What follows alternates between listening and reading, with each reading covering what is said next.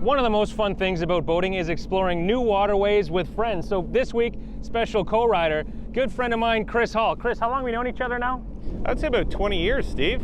Yeah, about that. We go back to the school days, and like any childhood friends, we have a lot of good memories, but like any childhood friends, we also had a fair share of disputes, and you might be able to see a difference here. We couldn't decide whether to take the bigger GTI or the Spark, so we compromised as mature adults and went one each, and we're going to switch for tomorrow. We're going to explore Lake Nipissing. As you can see, Chris is a little eager to get going. You ready? Oh yeah, let her rip, bud.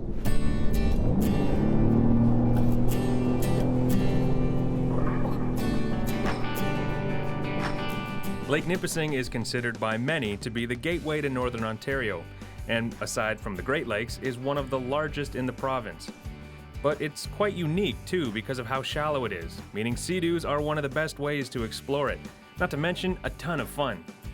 Nipissing averages just 4.5 meters or 15 feet, with half being wide open lake and the other being more like this, protected bays and rivers, which is where we decided to start our exploration, though fun was definitely a priority. Here on the western edge, there's less major development, a big difference from the eastern edge where the city of North Bay sits along the wide open section of the lake. Many of the homes and cottages that are here are stunning.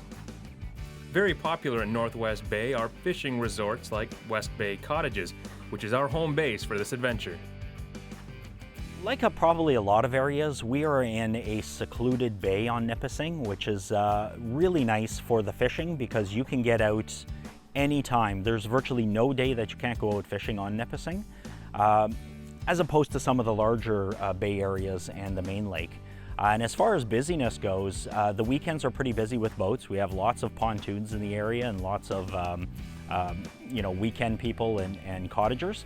But come the week, there's pretty much just our groups of the resorts in the area of fishermen. If you don't have a boat, they'll rent you a small fishing boat, or if you want something bigger, you can rent a pontoon to explore.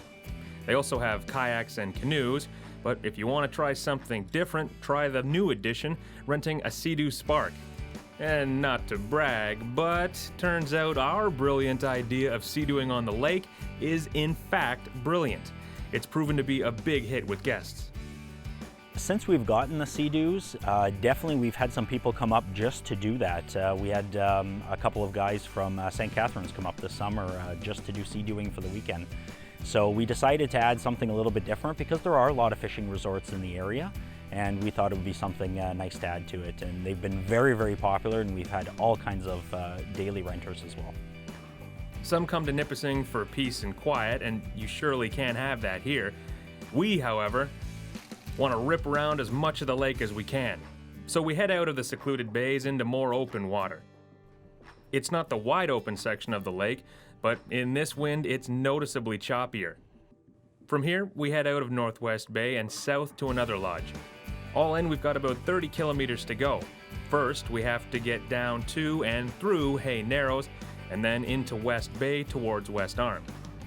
On the Sea-Doos, though, that doesn't take long, and by the early afternoon, we arrive at Shuswap on Nipissing, another fishing resort you can arrive at by water for a bite to eat, which is exactly what we do. But first, we take a moment to meet the owner, Heinz Lowenberg. Good afternoon, fellas.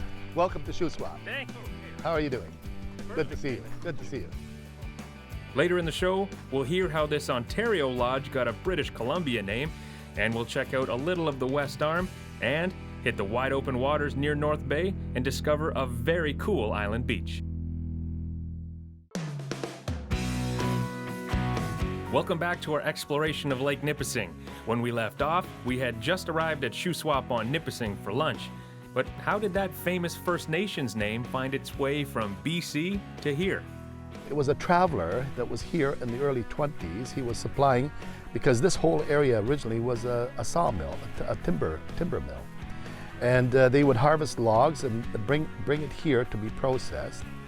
And this traveler happened to be sitting with the local people inside the original lodge, and that's when he looked outward and looked out upon the waters, and he said, "Oh, this reminds me of Shuswap."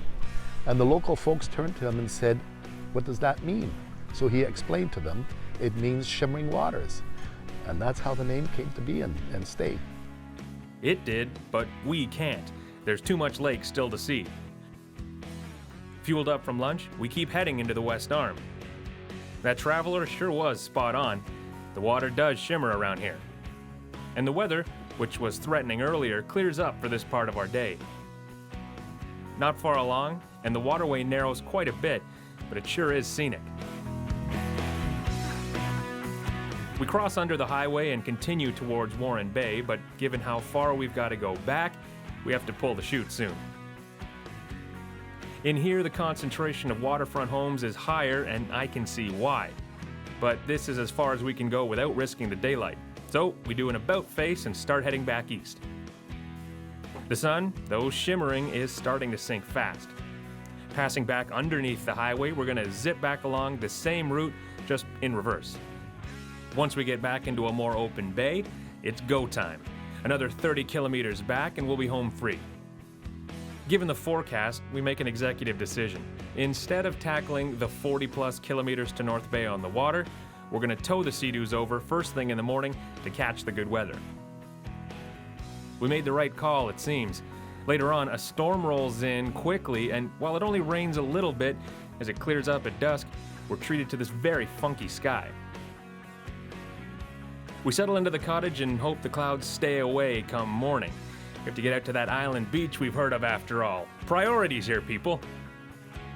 Well, it doesn't exactly work out that way, but we're gonna go for it anyway. Launching here at the municipally owned North Bay Marina. Let's just hope we can launch and get out there before the rain comes back. And as promised, we're playing nice like adults and have swapped Sea-Doos for the day. But like overgrown children, we decide we want to spend a little bit of time playing around in the open water. After the protected waters of western Nipissing, we find this section of the lake with its bigger waves too fun to pass up. Who cares about the clouds? This is a blast. But enough horsing around, we've got to get out to those islands. About 9 kilometers southwest is Manitou Islands Provincial Park, a popular spot, we're told, for local boaters. With the size of the waves, we can't go as fast as we like, but with Chris taking our cameraman Aaron on the GTI SE155, we're en route. Getting closer, it's clear we're not the only ones trying to cheat the rain out here. Once inside the center of the multi-island circle, things are much more calm, and as we approach the sandy beach, the sun even teases us. Knowing there's a beach only accessible by water and having Sea-Doos that are easy to beach, this was a must-do. Often a busy spot, we're here midweek in early September, so we have the place to ourselves, which clearly means one thing: an epic afternoon of frisbee. It gives us a chance to joke around like we used to growing up near Lake Ontario and spending a lot of time at the beach. It also gives us a chance to recap our Nipissing tour. It really is a unique lake. 2 days, we saw a lot of Nipissing, rivers, open lakes, and we've tried both. Did you have a preference, the GTI SE155 or the Spark? I like them both, Steve. They're both unique in their own ways. This one's a little bit lighter, more agile. This one's nicer for cruising, I think. So if you're gonna get one, you're gonna need to get two. Yes, please. That's a good problem to have, I suppose. Okay, well, it looks like the clouds are getting darker in the distance, and the locals tell us that it doesn't take long for the waves to kick up the rollers because Nipissing's fairly shallow. So you ready to head back? We've got a bit of a hike. Yeah, let's get going. All right, buddy. I wish I could tell you we timed it right, but I can't. 5 minutes after leaving the beach, the sky opened up and we had a 15-minute race through a downpour. But given how much fun we had on these Sea-Doos, you won't hear us complain anytime soon.